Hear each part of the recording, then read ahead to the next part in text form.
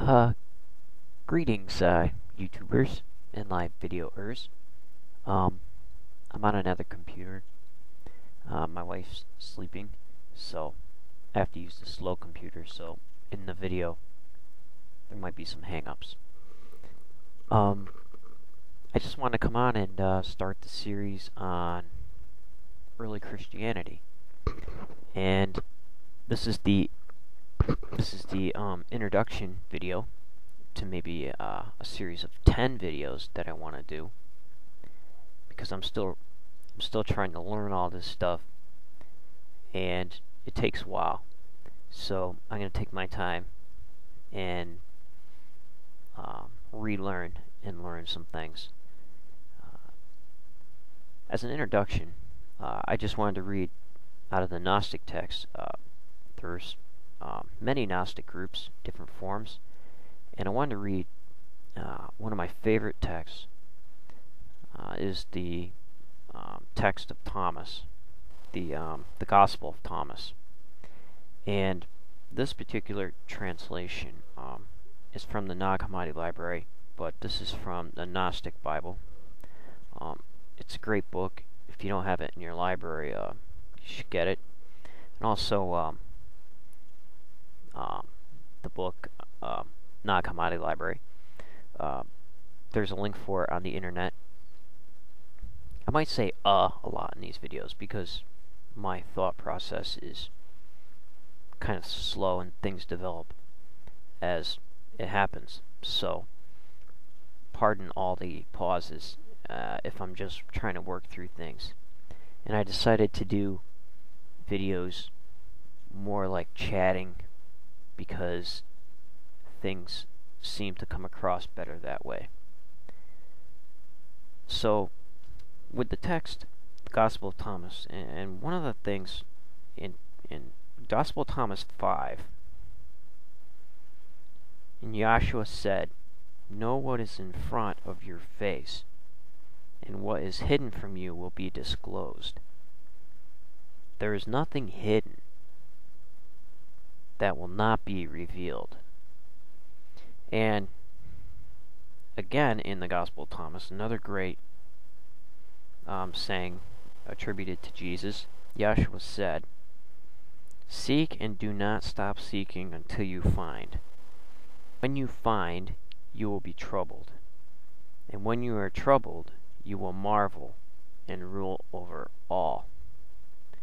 And I believe in one of my other videos, I talked about finding things out that maybe they aren't exactly the way that you thought they were or written, and you become troubled. This could also apply to religious experiences where you, in evangelical areas, people say, "Oh, the Spirit showed me this or that, God showed me this or that, or I was shown this or that." You become troubled. And like Jonah, do you run, or do you deal with what you were troubled over to find the truth, your view of the truth about things? So that's just what I wanted to start out with. There are certain things that people need to remember. Me personally, I think these things are important. When thinking about early Christianity, things to think about in the early pre-Christian, when it was first starting to form, when you make the jump from Judaism into Christianity. The texts that we have compiled today are Jewish texts, and most of the texts are Jewish texts. So really, Christianity, in essence, is an addition to Judaism, which is really interesting. There's probably about 6 things that a person should understand when approaching these kinds of texts. The first one would be that traditional views were written by the winners. The winners being the standard Orthodox views that finally won the battle, won out the theological views of all the diverse early Christian communities. The second would be one needs to forget modern day theology, because now the winners wrote the history. They've set the theology. Bazillions of books have been written about it.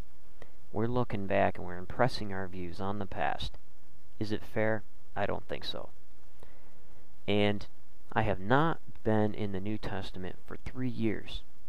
It took me 3 years to get all the ideas and the theology out of my brain just to read the Old Testament correctly, and not to impress my New Testament views on the Old Testament. I know some out there are going to say you need the New to interpret the Old. I don't believe that. The Old Testament strictly Jewish text, New Testament's Jewish text, and they should be viewed as such. It's my opinion that. Also, early Christianity, these people say, well, why didn't they all come out the same like it's written? They didn't have the biblical text compiled the way we have it today. So it's not like they can turn to Matthew chapter 5. Some people might have Matthew chapter 5, and that's the only thing. Or they might have other books from their community composed and read. So you have many diverse ideas about which texts were to be used and how to use them. So that's something to think about. They didn't have a set biblical text like we have today. Number 4 would be that people need to remember that the texts were altered and names were ascribed to them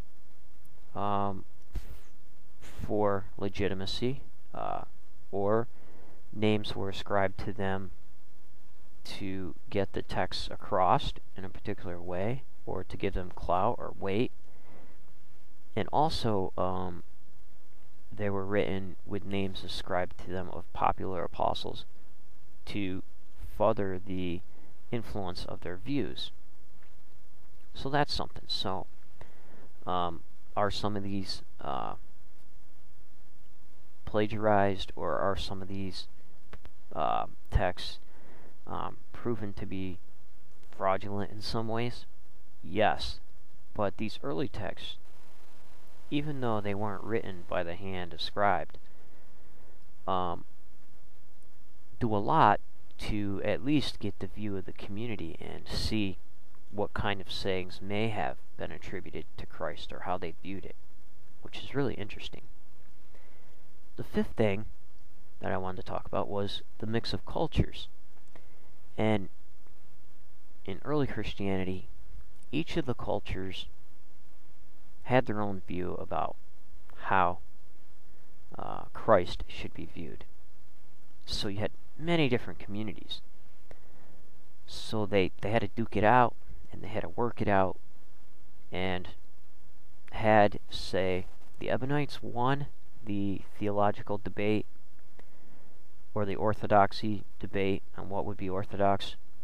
Things might be a lot different in both history and how we think about God and Christianity. Number 6 would be these people were working out theological ideas, because now you have people who thought it would be a short period of time before the apocalypse, and they were disappointed.